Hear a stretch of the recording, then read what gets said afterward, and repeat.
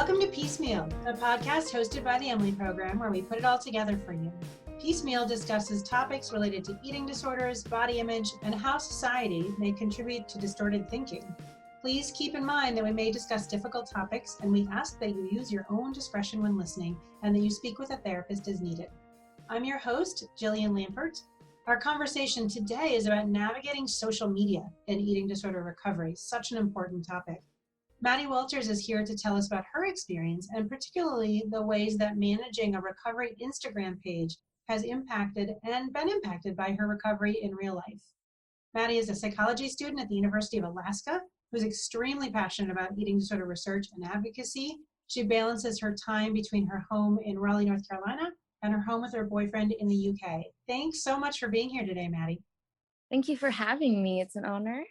You're welcome. So this topic, this intersection between social media and eating disorder recovery is super relevant, especially during the pandemic where social media use has only increased, really skyrocketed. And it's a topic that's still kind of mostly untapped and unexamined. So despite social media being such a part of our social fabric, we're only really beginning to ask and understand what's it like to share your recovery on social media and to witness other people sharing theirs. So we're really excited to hear your experience of doing both, creating and engaging with recovery content online. So you have a recovery Instagram page. That's so cool. So to get us started, can you tell us about the decision to create that? Where were you in recovery at that time? And what was your intention in making the page? Yeah. So when I made the page, it was during Corona. It was about a month and a half after COVID kind of started. And I was really, really struggling in recovery just because I was terrified of everything that was happening and my anxiety levels were through the roof. I was up all night kind of crying. You know, I wanted to see my friends. My boyfriend was 4,000 miles away and like in a different country. And I was just really struggling with everything.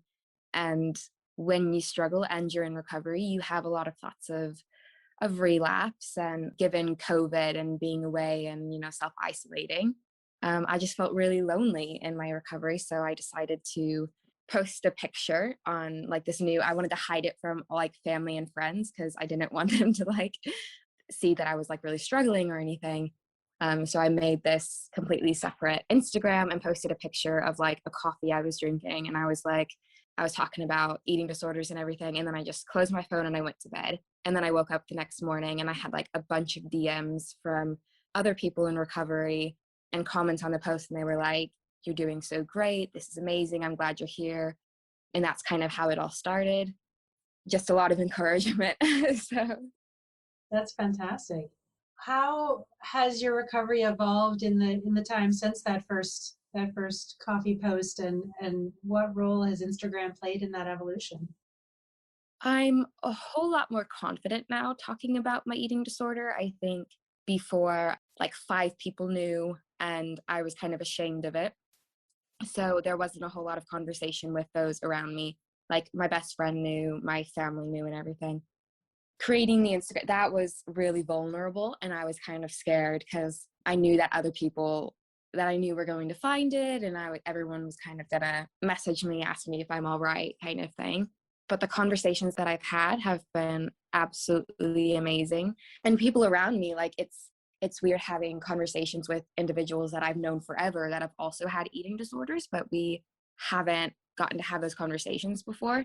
So I think just it's taken away a whole lot of shame and I've been able to recover more confidently while like not appreciating like, oh, that's good, but appreciating where I've been, what's happened, and to kind of learn how to move forward without any shame or stigma. Yeah, absolutely. How did it work in terms of once your friends, family kind of understood it was you, in terms of that private public experience of it? Can you say a little bit about how that was for you? Yeah, I'm not gonna lie, at the beginning, I was super nervous and it was kind of embarrassing because my mom was receiving a lot of messages from her friends who had found my Instagram and they're like, "How haven't you told us this? Like, what's going on? Is she okay?" And so we had to go through the conversations of like, "Yeah, you know, I'm in recovery. It was really bad. I'm getting better. And I'm sorry we kept it from you, but it's a private thing." That went on for about like a month. now I have like all of my family friends and everyone following, and so it's nice. But yeah, the beginning was really rough. I bet. That sounds like a tricky transition, but it does sound like you experienced a lot of supports through that process, which is cool. What do you see as the key benefits of sharing your recovery online?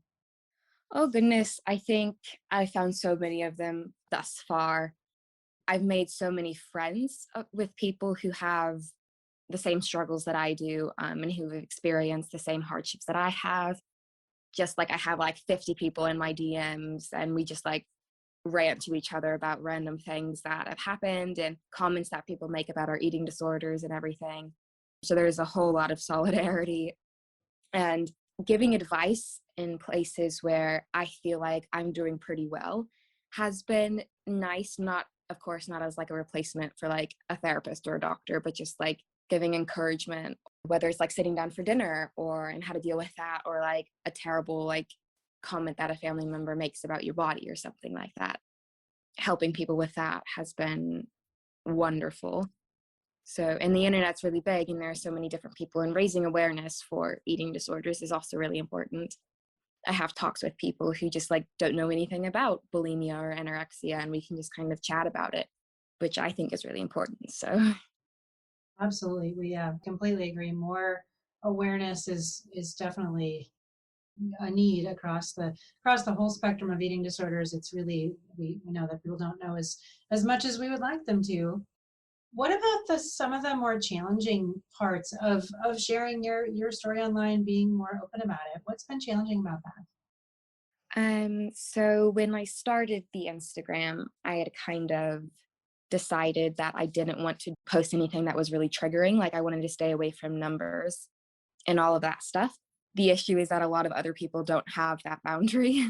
And so I've come across a lot of Instagram accounts where people post like down to the macros of what they've eaten during the day or their weight.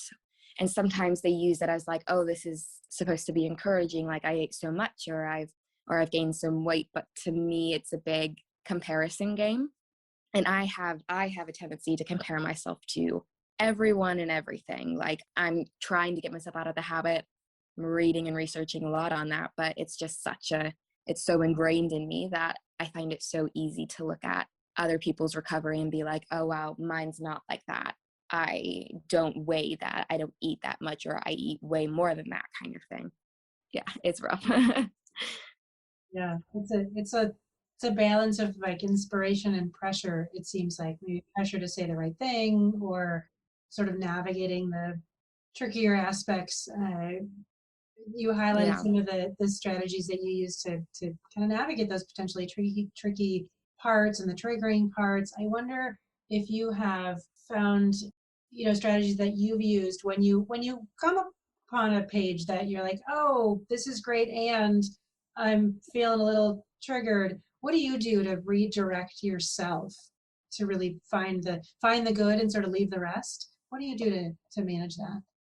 Yeah, so I have had conversations with people in DMs, like some eating disorder influencers I had become friends with, and like we were chatting. And so I would be able to ask those questions.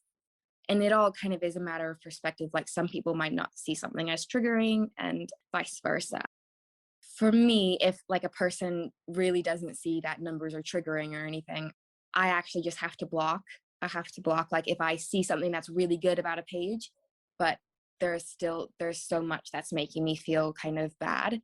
I block, I restrict, I unfollow, because there are a lot of, that don't do that, that just kind of focus on, like getting through the day, getting through the week kind of thing, without numbers, without comparisons or anything like that, or like before and after pictures especially. So yeah, I'm just a big advocate for like blocking, unfollowing, restricting as much as needed to keep you and yourself and your mental health like above par. So Yeah, absolutely. Those are good words of advice. I think it's important to remember that social media has those tools at our disposal to help support the things that we want to see and engage in, and to not have to engage in some of the things that might not be so helpful. It makes me think, this is sort of a two-part question that when you're on social media, where else do you spend time on social media, or what other topics draw your attention? I imagine the world of course is larger than your recovery, although that's a beautiful, strong part of it. Where else do you spend your social media time? And then the second part is, where else outside of social media do you find resource to support your recovery? What else in the world helps you support your recovery? Yeah, so I have two accounts, two Instagram accounts, and one of them is just for family and friends. I was a military kid, so my family and all of my friends, they're all around the world. So I mostly just use social media for keeping up with them. I don't follow like too many other people because I'm it sounds bad and it sounds really mean, but in terms of like recovery and in my personal life, like I don't really want to engage in like all these different things. Like I don't follow a whole lot of celebrities or anything, not because of like there's anything wrong with them, just because I think that because I know myself and because I know how often I can compare myself, I do have to protect my space. So it's pretty much limited to all of my family and friends and all of my like recovery stuff. And of course I have other social media accounts. Like I have Facebook and like Twitter and all that stuff where again it's just family and friends. So yeah, in terms of social media, that's kind of my situation, and maybe it will change. Like I'm totally game for that evolving as I get better and my recovery continues, but as of right now, that's kind of the space I'm in and the environment that I need to be in. And in terms of resources outside of social media, I have to go back to family and friends. So immensely helpful, especially during COVID when I haven't been able to necessarily see a therapist on a regular basis. And I'm very lucky in that aspect that they've been there. I had a eating disorder dietitian and a therapist and all of that fun jazz. And wonderful. They were absolutely wonderful, but it was like really, really difficult, I think, for a while to like realize that you have so much work to do and it's like, oh, okay. But my best friend and my boyfriend have kept me insanely grounded and been like, okay, so this is a mental illness and you have so much life outside of your mental illness to live. Yeah, so they've been trying to get me out of my little recovery shell because it's hard. You are kind of you're in there and you have to focus on getting better. So I'm not entirely good at focusing on a whole lot outside of recovery right now. I wish I was, but yeah, that's kind of what my life is because I'm not 100% good yet. So Yeah, then that makes sense. That's your main job, right? Taking care of you is the most important thing. So I always support you doing that. That sounds like exactly what you're reading yourself well, it sounds like. yeah, I'm trying. So definitely kudos to you for that. I'm curious about, a lot of times people, they hear a podcast, or they read something, or they come across something about eating disorder recovery, and they're like, yeah, that's great. So and so might be working hard at getting better, or they might be recovered, or wherever they are in their journey. And they sometimes think like, yeah, but that's not me. That's not going to happen for me. I just can't imagine that for myself. What would you say to that person? So well, I was that person. I found recovery accounts like way before I started my Instagram. I tried to do a recovery account like way back in 2017. I guess that's not way back, but it was deep in my eating disorder at that point. So I was like way back then. So I tried to do one then, and then I kept looking at all of these other girls and guys recovery Instagrams, and I was like, but I can't even like bring myself to go to like, so I was at university, I couldn't even bring myself to go to like the dining hall at that point. So how was I ever supposed to do anything like that and or recover like that? I think getting a meal down was like really good for me at that point. I wanted to recover, but I just didn't have I felt like I didn't have the energy to do that. So I would say, oh goodness, just take it a day at a time. Like I know that sounds draining, but that's how I had to do it. Like I had to focus on a meal at a time and be like, wow, okay, let's live in this moment right here and think about like, because I think thinking about the future and what I could have done was terrifying for me at that point because I wanted to hold on to my eating disorder so bad, but I also wanted to be happy again. So I think thinking too far into the future terrified me. I wasn't ready for it. I just wanted to be okay in that moment. So I would say, yeah, look for a little inspiration, like where you can right then and there. And don't focus on the massive picture because that's overwhelming. And it's still overwhelming for me. Like, I don't know where I'm going to be in a year. I'm going to be in recovery because I quite like it here. But yeah, so just focus on the day you're in, and it will get easier, but it's complex, and you can't like push yourself as far as you can't recover in a day is essentially what I'm saying. So Absolutely. I love your what you just said, that you quite like it here in recovery. I really resonate that, I've been recovered for a long time, and I really like it here too. I wonder if you can just share a couple nuggets of what's good about recovery, just to remind people that it does get better and it is good. What are the nuggets you share?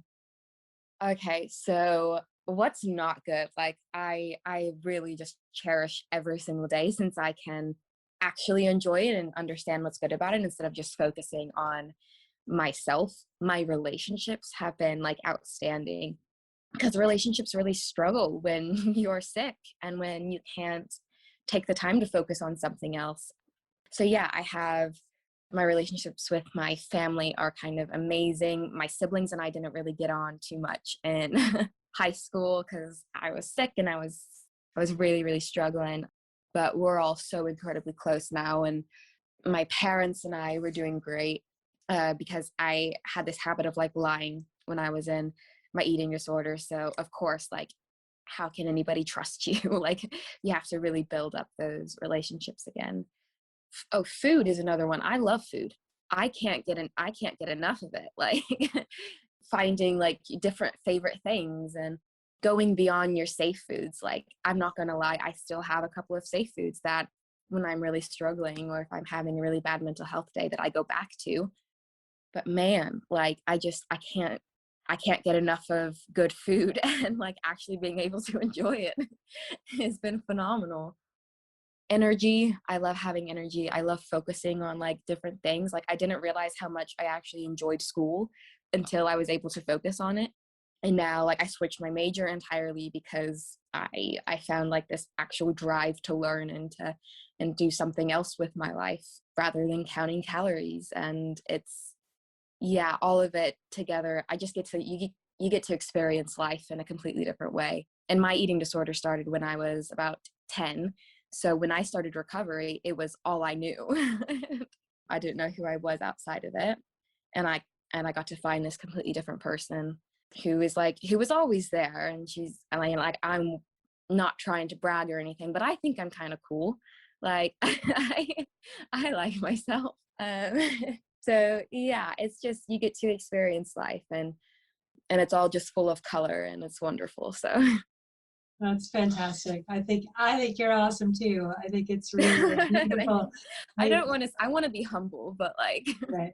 But being humble and enjoying, like, reveling in the peace that you are gaining is yeah, totally cool, right? yeah, That's a great demonstration of how, I mean, there's so much in what you just said that's a great demonstration of how much different recovery is. It's so much more colorful, right? There's mm, hmm, colorful and filled with dimensions, and just so much more than the piece that recovery kind of keeps us trapped, or that eating disorders keep us sort of trapped yeah, in this box. It's just so different. So it's a beautiful description of how much better it can be, and it's fantastic. yeah. I love it, and I think remembering the good things about it really keeps you in recovery. Like, I think if I were to focus on, because the bad parts about eating disorders are so bad. And it doesn't matter how long you've had your eating disorder, what eating disorder, it doesn't matter. Like, the bad parts of an eating disorder are really bad and really sad.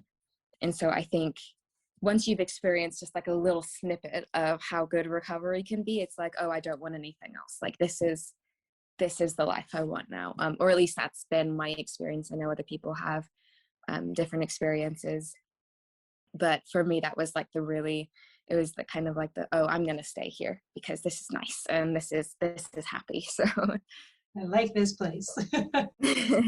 That's just, it's incredible. As you, I don't want to ask you to take too big of a future view, just a short little future view, hours, days, weeks, months, whatever is comfortable for you. But what are you excited about in your future? Ooh, I am really excited well, for like the next couple of weeks, I'm excited to get home and see my family because everything's just so much better when you're around people you love. I'm really excited to continue to grow all of my relationships. Like, I have an amazing, like, phenomenal boyfriend that I love so much, and I can't wait to continue like living life with him and just in a happier way where I don't have to worry about like food anymore. I think that's the big thing. I'm just really excited about all the relationships that I get to continue. I'm excited to graduate university and maybe continue on in something else. Like, I hope to get into like eating disorder research because I think it's fascinating and it's not quite as studied as it should be at this point. I don't know if that makes sense, but I don't like, there's so much that I don't know or that I can't find anywhere about eating disorders. So There's certainly a lot to be researched. So we need more eating disorder researchers. We certainly need more eating disorder research funding, and we have a lot more yeah, answers, yeah. a lot more answers we have to find out. Absolutely. As we sort of close our time together, I'm curious for you to think about what advice do you have for others handling social media in recovery, whether they're creating content. Maybe somebody's hearing this and be like, I could do that. That sounds cool. That sounds like something I'd like to do. So people who might be thinking about creating content, or people who are thinking about how to engage with it differently. What advice do you have for others handling social media? Yeah, okay. So again, I'm going to reiterate, it's so important to like guard your space and to like block, restrict, and then block some more. Like, just keep revising who you're following, who you're letting influence you, because sometimes we're like influenced by things without really realizing that we're influenced by things. I find that important. I also think it's really important not to use social media to validate your eating disorder, not to like, I made it a really big point for me. And as soon as I like saw myself thinking, oh, without this, nobody would know that I was sick, or like, it's really important not to, to realize that every single eating disorder is worthy of recovery and is a serious, serious issue. Yeah, don't follow triggering accounts. Don't use it to validate yourself.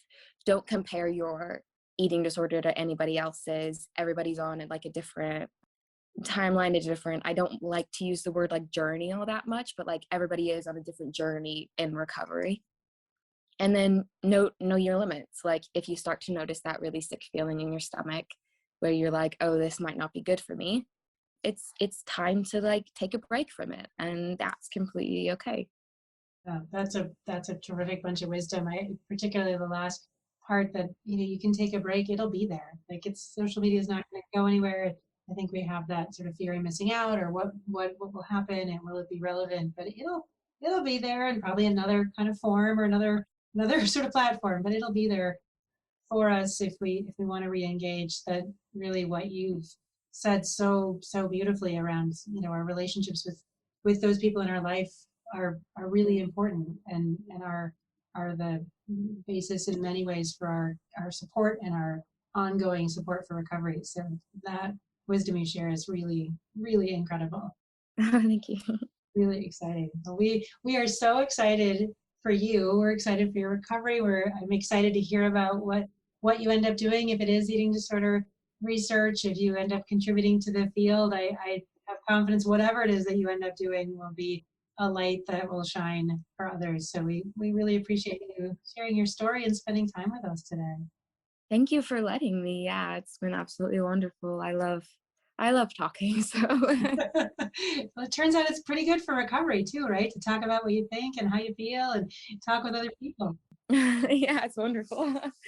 That's awesome. Well, thank you so much, Maddy. Yes, thank you. If you enjoyed today's episode, please subscribe, rate, or leave us a review on Apple Podcasts or wherever you listen. If you'd like to learn more about the Emily Program and what we do, visit emilyprogram.com. You can also find us on Facebook, Twitter, and Instagram, all at Emily Program. Piecemeal is produced by Angie Mitchell and Nancy Linden, with music by Dan Forkey. Thanks for listening.